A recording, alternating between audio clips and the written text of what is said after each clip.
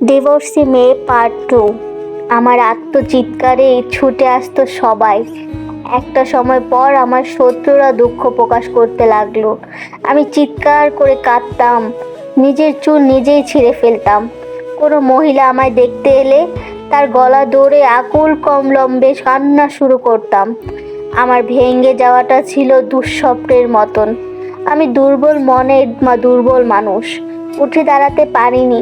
শত্রুরাও নিজের চোখ মুছে আমায় বোঝাতো, কিন্তু আমি কি করব?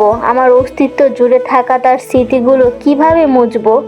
এত চিহ্ন, এত বিষাদ, এই যেন নরকের চিত্র। এর মধ্যে আরেকটা দুর্ঘটনা ঘটে গেল। আমার বাবা হঠাৎ দ্বিতীয় বিয়ে করে নিয়ে এলেন। এরপর আমার একমাত্র ভাই রাগ করে বাড়ি থেকে চলে যায়। সে আর ফিরে আসেনি, কোনো খবর নেয়নি। আমি আর মা কয়েকদিন সৎ মায়ের যন্ত্রণা সহ্য করলাম। তারপর একদিন বাবা মাকে মুক্তি দিলেন। মুহূর্তের মধ্যে সব শেষ হয়ে গেল। মামারা এসে মাকে নিতে চাইলেন। মা বললেন যেন তার সাথেই যাই। এদিকে বাবা জানালেন মায়ের সাথে গেলে আমার সাথেও সারা জীবনের জন্য সম্পর্ক ছিন্ন করে দিবেন। মামারা বাবার উপর যথেষ্ট ক্ষিপ্ত ছিলেন, বিধেই মাকে বললেন মা যেন একা আসেন, তারা আমার দায়িত্ব নিতে পারবেন না। শেষ পর্যন্ত মা তাদের সাথে গেলেন না। এক কাপড়ে আমার মা মেয়ে একসাথে বের হয়ে এলাম। সব কিছু কেমন স্বপ্নের মতো মনে হচ্ছে। কে দেখে আজ বলবে আমাদের সুন্দর একটি পরিবার ছিল। আমরা দুটি ভাই বোন সহ বাবা মা মিলে অনেক সুখী ছিলাম। মুহূর্তের মধ্যে সব ধ্বংস হয়ে গেল। মা আর আমার অবস্থা করুণ। আমরা কে কাকে সান্ত্বনা দিব? চেনা পরিচিত বাবার হঠাৎ অচেনা রূপ মেনে নেওয়াটা ছিল আরও কষ্টকর। মায়ের দিকে তাকিয়ে নিজেকে অনেকটা সামলে নিলাম। শুরু হলো আমাদের সংগ্রাম। শিক্ষকতা হয়ে উঠল পেশা। ভালোই ছিলাম, বাচ্চাদের সাথে দিনগুলো চমৎকারই যাচ্ছিল। তবুও এই জীবনের শেষ কোথায়?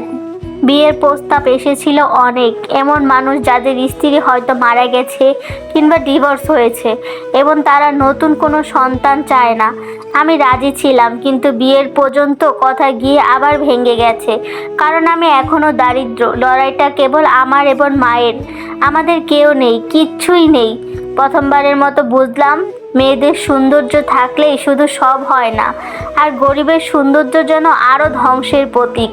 সৌন্দর্যের পাশাপাশি বাবা ভাই থাকতে হয়, তাদের টাকাও থাকতে হয়। দাঁতে দাঁত পিষে সহ্য করে কেটে গেল 4টি বছর। কেমন জানি হয়ে গিয়েছিলাম। জগতের কিছুই আমায় টানে না। অভিমানী মামাদের অভিমানও একসময় ভাঙলো। আত্মীয়রা বিভিন্নভাবে সাহায্য করতে লাগলো, কিন্তু আমার মাথায় যে মৃত্যু ছাড়া আর কিছুই ঘুরে না। এই ক্লান্ত জীবনের সমাপ্তি কোথায়? আমার যে দম বন্ধ হয়ে গেছে। পৃথিবীর কোলাহল আর ভালো লাগে না। মাকে ছেড়ে যাওয়ার কথা ভাবতেও কেমন স্বার্থপরের মতো লাগছে। তবু আমাকে যেতে হবে, হাঁটতে হবে অনেক দূরের পথ। সমস্ত বিষণ্ণতা, আক্ষেপ এবং যন্ত্রণার অবসান ঘটিয়ে 25 বছর বয়সে গত বছর এই নারী মারা যান। খুব সাধারণ একটি মৃত্যু হয়েছিল। ওনার মা পাথরের মতো স্থির হয়ে বসেছিলেন। জীবনে আর কখনো মুখ দেখবে না বলা বাবাও এসেছিলেন। দরজার সামনে দাঁড়িয়েছিল ভাইটিও, কিন্তু ওনারা মা তাদের মুখটি দেখতে দেননি। বাধ্য হয়ে ফিরে যেতে হয়েছিল দরজার সামনে থেকে। বাবা তার মেয়ে শেষ বিদায়টুকু দিতে পারেনি। অভিমানী ভাইটিও তার আদরের বোনকে বিদায় জানাতে পারেনি। সবাই অনুতপ্ত হয়েছিল, নিজেদেরকে অভিশপ্ত করেছিল, কিন্তু কোনো কিছুই যে আর বদলাবে না। ওনার মা এখন নিজের ভাইদের কাছে আছেন। তিনিও নিজে এখন মানসিক রোগী। চিৎকার করে কেঁদে উঠে মেয়ের কাছে চলে যাওয়ার প্রার্থনা করেন। তার কান্নায় ভারী হয়ে ওঠে পৃথিবী। আত্মীয় স্বজন এবং প্রতিবেশীরা নিজেদের চোখ মুছে। তারাও হয়তো ভাবেনি এমনটা হবে।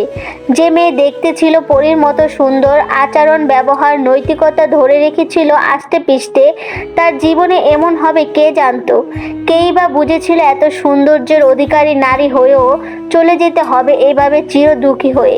ভাগ্যের প্রতি একরাশ অভিমান অভিযোগ রেখে চোখ বন্ধ করে নিল চিরদিনের মতন। পৃথিবী আগের মতোই।